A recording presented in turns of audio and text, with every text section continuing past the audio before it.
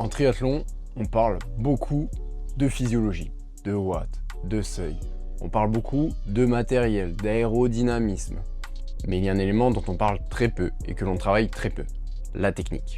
Et pourtant, le jour de la course, elle est partout. En natation, en vélo, en course à pied et en transition. Pour la partie vélo, tu as de la chance. Je vais te donner toutes les clés pour progresser dans une série spéciale et dédiée.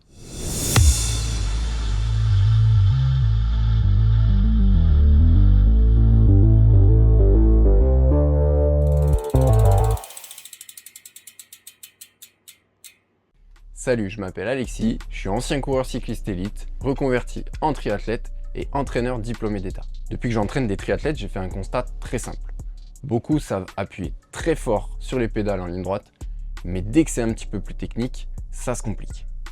Le vélo qui zigzague en courant dans la zone de transition, un freinage trop tôt, une courbe mal dessinée dans une descente, et la descente de vélo à l'arrêt complet lors des transitions. Et même parfois certains qui sont incapables d'attraper leur bidon pour s'hydrater pendant qu'ils roulent. Dans cette série, nous allons donc reprendre toutes les bases de la technique à vélo. Pas pour faire joli, mais pour gagner du temps, de l'énergie et de la sérénité lors de la partie vélo en triathlon. Nous allons voir comment courir avec son vélo en zone de transition, monter sur son vélo, en descendre, prendre un virage, freiner à vélo, s'hydrater et s'alimenter. Mais avant de commencer, la première étape, c'est de savoir où tu en es. J'ai préparé une fiche d'auto-évaluation que tu peux télécharger dans la description de la vidéo. Tu vas te noter sur 6 compétences.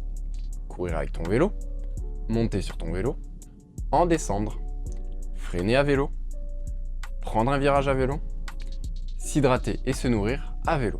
Pour chaque compétence, tu vas analyser 5 points clés. Chaque point clé validé correspond à une étoile. Si tu obtiens moins de 3 étoiles sur une compétence, elle devient ta priorité d'entraînement. Tout au long de cette série, je vais te montrer comment progresser sur chacun de ces points, avec des exercices simples et directement applicables. À la fin, tu pourras récupérer le guide technique à vélo avec toutes les fiches exercices de la série, parce que le jour de la course n'est pas le moment d'apprendre à te servir de ton vélo. Alors abonne-toi, active les notifications et on se retrouve dans le prochain épisode. Allez, ciao, bye bye.